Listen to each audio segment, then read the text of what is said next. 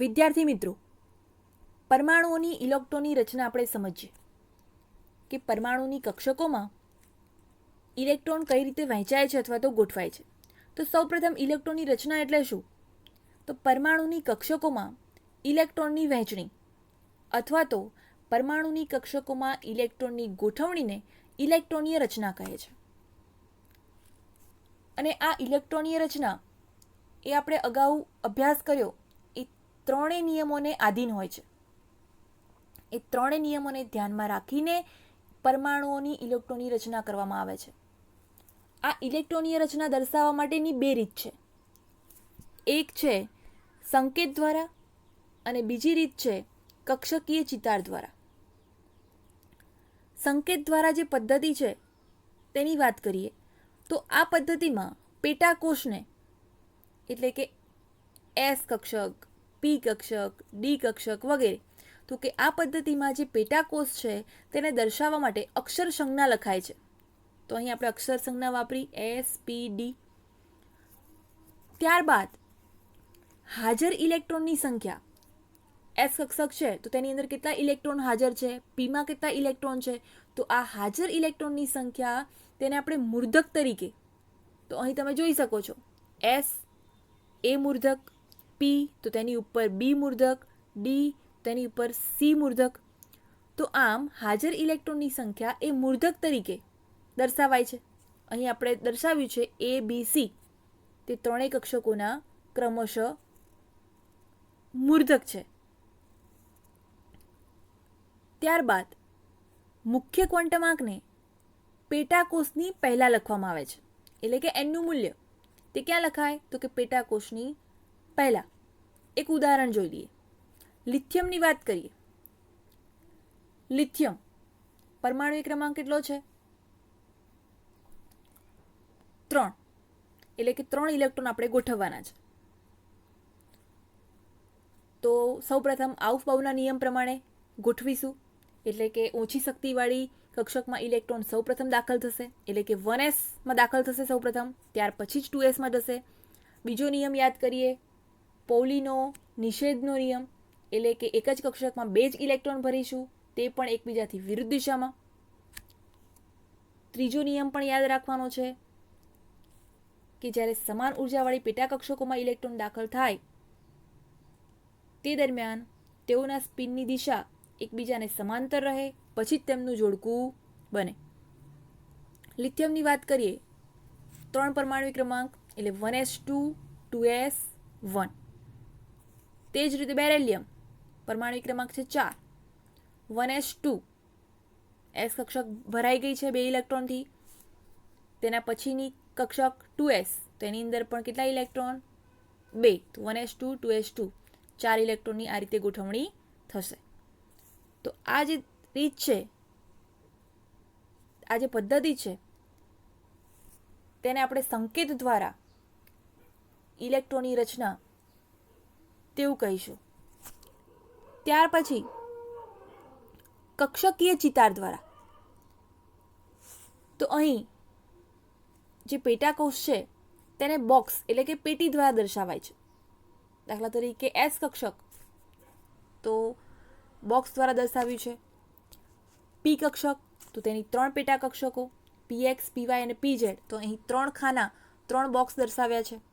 D કક્ષક તો તેના માટે 5 પેટા કક્ષકો, તો અહીં 5 ખાના 5 બોક્સ દર્શાવ્યા છે. તો આ રીતે કક્ષકીય ચિતાર દ્વારા જે પદ્ધતિ છે તેમાં પેટાકોષને બોક્સ દ્વારા દર્શાવાય છે. હવે આની અંદર ઇલેક્ટ્રોનને ગોઠવવા હોય તો ઇલેક્ટ્રોનને દર્શાવવા માટે તીરની નિશાની, એમાં ધન ભ્રમણ હોય તો ઉપરની તરફ તીરની નિશાની આવશે, અને જો ઋણ ભ્રમણ હોય તો નીચેની તરફ તીરની નિશાની વડે દર્શાવાય છે. ઉદાહરણ જોઈએ. 1H હાઇડ્રોજન એક જ છે પરમાણુ ક્રમાંક, એક જ ઇલેક્ટ્રોન છે, તો કે 1s1. તો સંકેત દ્વારા આ રીતે લખાશે 1s1. જ્યારે કક્ષકી ચિતાર દ્વારા દર્શાવ્યું હોય તો એક 1s કક્ષક માટે એક બોક્સ દોરીશું અને તેની અંદર એક ઇલેક્ટ્રોન દર્શાવીશું. 2He હિલિયમ 2 ઇલેક્ટ્રોન, તો કે 1s2. અને જો ચિતાર દ્વારા દર્શાવ્યું હોય તો બોક્સ તેની અંદર 2 ઇલેક્ટ્રોન પરંતુ તેમના સ્પિનની દિશા એકબીજાથી વિરુદ્ધ રાખવી પડે. વિદ્યાર્થી મિત્રો, પરમાણુઓની ઇલેક્ટ્રોનીય રચના વધારે ઉદાહરણ દ્વારા આપણે સમજીએ. લિથિયમની વાત કરીએ તો લિથિયમનો ત્રીજો ઇલેક્ટ્રોન એ પૌલીના નિયમ મુજબ 1s દાખલ થવાને બદલે 2s કક્ષકમાં દાખલ થશે અને આમ તેની ઇલેક્ટ્રોનની રચના 1s2 2s1. બેરિલિયમની વાત કરીએ. પરમાણુ ક્રમાંક છે 4. 4 ઇલેક્ટ્રોન ગોઠવવા છે આપણે. તો 1s કક્ષક 2s કક્ષક સંકેત દ્વારા આ રીતે દર્શાવાશે 1s2 2s2 અને કક્ષકીય ચિતાર દ્વારા તો 2 બોક્સ દોરીશું. 1s કક્ષકમાં 2 ઇલેક્ટ્રોન તીરની નિશાની એકબીજાથી વિરુદ્ધ દિશામાં, તે જ રીતે 2s કક્ષકમાં. ત્યાર પછી બોરોનની વાત કરીએ.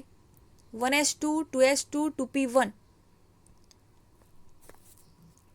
આ રીતે ઇલેક્ટ્રોન આપણે ગોઠવવાના છે.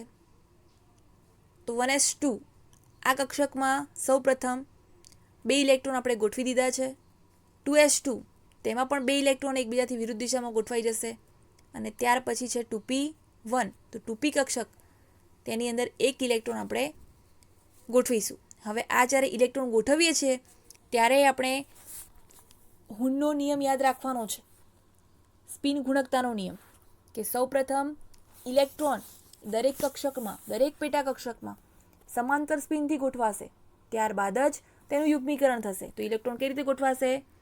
1 2 3. હવે 2 ઇલેક્ટ્રોન વધ્યા તો ફરી પાછું યુગ્મીકરણ, જે અગાઉ આપણે ઉદાહરણમાં જોઈ ગયા, 4 અને 5. આ જ રીતે કાર્બન 6 ઇલેક્ટ્રોન છે. 1 2 3 4. 1s2 2s2 2p2. હજી 2 ઇલેક્ટ્રોન બાકી છે ગોઠવવાના. એસ કક્ષકની અંદર શું થશે? યુગ્મીકરણ. અને એ પણ આપણે જોઈ ગયા કે એક કક્ષકમાં વધુમાં વધુ 2 ઇલેક્ટ્રોન સમાઈ શકે. તો એસ કક્ષકમાં હજુ 1 ઇલેક્ટ્રોન સમાઈ શકશે, એટલે અહીં 5મો ઇલેક્ટ્રોન અને અહીં 2s કક્ષકમાં 6ઠ્ઠો ઇલેક્ટ્રોન. વિદ્યાર્થી મિત્રો,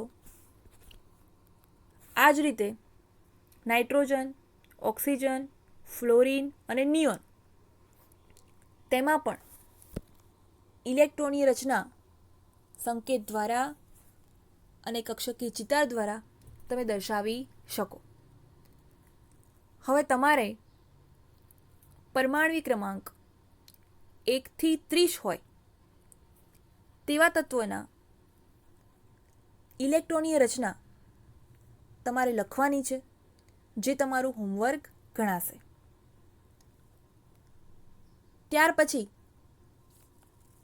આ ચેપ્ટરનો લાસ્ટ ટોપિક 2.6.6 જેનો આપણે અભ્યાસ કરીએ. ટોપિકનું નામ છે પૂર્ણ અને અર્ધપૂર્ણ ભરાયેલી પેટાકોષની સ્થાયીતા. પૂર્ણ અને અર્ધપૂર્ણ ભરાયેલી પેટાકોષની સ્થાયીતા. તેમાં આપણે માહિતી જોઈએ તો કોઈપણ તત્વની ભૂમિ અવસ્થામાં દર્શાવેલ ઇલેક્ટ્રોનીય રચના તે હંમેશા તેની ન્યૂનતમ ઉર્જાને અનુરૂપ હોય છે. ત્યારબાદ તત્વના પરમાણુઓમાં ઇલેક્ટ્રોનની ગોઠવણી તે ઇલેક્ટ્રોનીય રચનાના 3 નિયમોનું હંમેશા પાલન કરે છે. આ 3 નિયમોની માહિતી, તેમનો અભ્યાસ આપણે ઉદાહરણ દ્વારા આગળ સમજી ચૂક્યા છે. તો આમ ઇલેક્ટ્રોનની ગોઠવણી એ આ 3 નિયમોનું હંમેશા પાલન કરશે. આમ છતાં પણ ક્રોમિયમ અને કોપર જેવા કિસ્સામાં કે જ્યાં 2 કક્ષકો એટલે કે 3D અને 4s આ બંને કક્ષકો વચ્ચેનો ઉર્જાનો તફાવત ઓછો હોય અને તેમાં ઇલેક્ટ્રોન ઓછી ઉર્જાવાળી 4s કક્ષકમાંથી વધુ ઉર્જાવાળી 3D કક્ષકમાં જાય છે. હવે આ એક અપવાદરૂપ કિસ્સો છે. દરેક તત્વની અંદર ઇલેક્ટ્રોનની ગોઠવણી એ ઇલેક્ટ્રોનની રચનાના ત્રણેય નિયમોનું હંમેશા પાલન કરે છે. તેમ છતાં પણ ક્રોમિયમ અને કોપર છે તેમની જો વાત કરીએ તો તેની અંદર બે કક્ષકો છે 3D અને 4s કે જેની વચ્ચે ઉર્જાનો તફાવત ઓછો છે. આ કન્ડિશનમાં ઇલેક્ટ્રોન શું કરે છે તો કે ઓછી ઉર્જાવાળી 4s કક્ષકમાંથી વધુ ઉર્જાવાળી 3D કક્ષકમાં જાય છે અને જેને પરિણામે ઊંચી ઉર્જાવાળી બધી જ પેટા કક્ષકો અર્ધપૂર્ણ અથવા તો પૂર્ણ પેટાકોષની રચના પ્રાપ્ત કરે છે. આ ઇલેક્ટ્રોન છે એ ઓછી ઉર્જાવાળી 4s કક્ષકમાંથી વધુ ઉર્જાવાળી 3D કક્ષકમાં જાય, જેથી ઊંચી ઉર્જાવાળી બધી જ પેટા કક્ષકો કાં તો અર્ધપૂર્ણ કાં તો પૂર્ણ પેટાકોષની રચના પ્રાપ્ત કરે છે અને જેથી તે મહત્તમ સ્થિરતા અથવા તો મહત્તમ સ્થાયીતા ધારણ કરશે. ઉદાહરણ જોઈએ.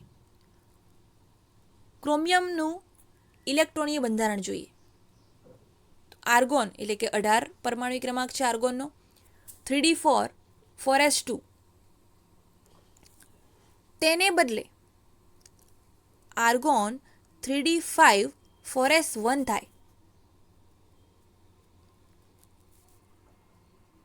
અહીં આપણે જોઈએ ક્રોમિયમમાં 24 છે તેનો પરમાણુ ક્રમાંક. ઇલેક્ટ્રોનની રચના આપણે લખવી છે તો આર્ગોન એટલે કે 18 ઇલેક્ટ્રોન, 3d4 અને 4s2.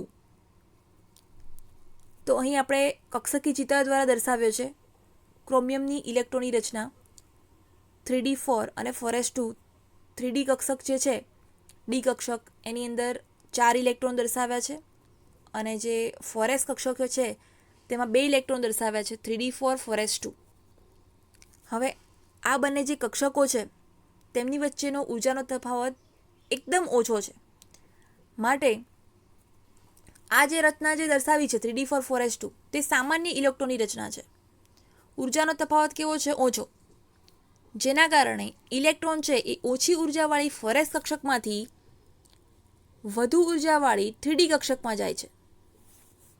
તો અહીં તમે જોઈ શકશો 4s2 ઓછી ઉર્જાવાળી કક્ષક છે તો ત્યાંથી એક ઇલેક્ટ્રોન છે તે વધુ ઉર્જાવાળી 3D કક્ષકમાં જાય છે.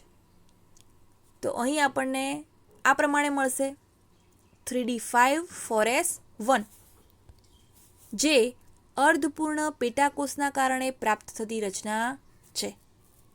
તો અહીં આપણને અર્ધપૂર્ણ પેટાકોષ પ્રાપ્ત થયું. કોપરની વાત કરીએ. પરમાણુ ક્રમાંક છે 29, આર્ગોન 18 પરમાણુ ક્રમાંક, 3d9 4s2. સામાન્ય ઇલેક્ટ્રોનની રચના 3D કક્ષકમાં 9 ઇલેક્ટ્રોન અને 4s કક્ષક છે તેની અંદર 2 ઇલેક્ટ્રોન. હવે મહત્તમ સ્થિરતા ક્યારે પ્રાપ્ત કરશે? તો બંને કક્ષકો વચ્ચે ઉર્જાનો તફાવત ઓછો છે. 4s કક્ષકમાંથી એક ઇલેક્ટ્રોન તે 3D કક્ષકમાં દાખલ થશે. તો અહીં 3d9ની જગ્યાએ શું થશે? 3d10. તો અહીં તમે જોઈ શકશો બધા જ ઇલેક્ટ્રોનનું યુગ્મીકરણ થયેલું છે. એટલે કે સ્થાયી અથવા તો પૂર્ણ પેટાકોષ આપણને ધરાવે. એટલે કે એવું કહી શકાય, આ બંને ઉદાહરણો પરથી એવું કહી શકાય કે એક જ પ્રકારની બધી જ કક્ષકો પૂર્ણ ભરાયેલી હોય અથવા તો અહીં તમે જોઈ શકો છો આ પૂર્ણ ભરાયેલી છે અને ક્રોમિયમની અંદર વાત કરીએ તો અર્ધપૂર્ણ ભરાયેલી છે. તો જ્યારે આવી કન્ડિશન હોય કે એક જ પ્રકારની બધી જ કક્ષકો પૂર્ણ ભરાયેલી હોય અથવા તો અર્ધપૂર્ણ ભરાયેલી હોય તેવા પરમાણુનું સ્થાયિત્વ એટલે કે સ્થિરતા વધે છે.